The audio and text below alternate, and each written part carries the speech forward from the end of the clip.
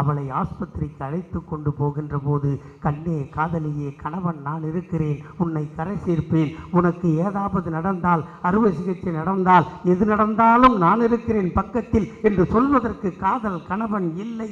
அவளே போனாள், அவளே பெற்றாள், பெற்ற குழந்தையை வீட்டுக்கு கொண்டு வந்தாள், பாலூட்டினாள், சீராட்டினாள், அதற்கு ஆடை போட்டாள்.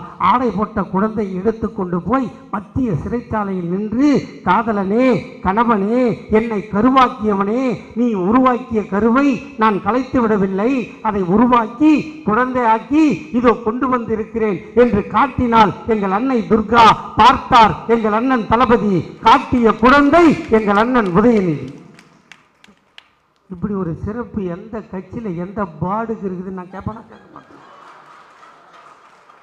கேட்க மாட்டேனா சொல்லுங்கம்மா, நீங்க கேட்பனா கேட்க மாட்டேனா? எவ்வளவு கஷ்டத்தை அனுபவிச்சிருக்க அந்த குழந்தை.